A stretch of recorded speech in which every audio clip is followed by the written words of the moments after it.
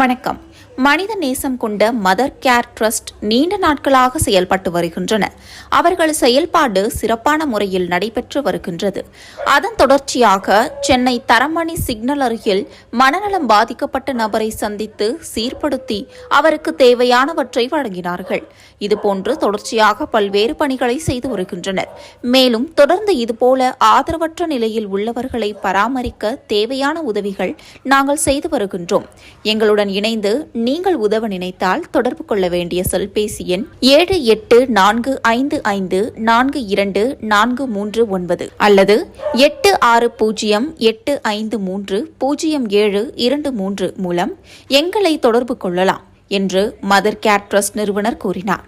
அவர் கூறும்பொழுது வாழ்வது ஒருமுறை, அது பயனுள்ளதாக இருக்க வேண்டும் என்றும் புன்னகையுடன் எடுத்துரைத்தார்.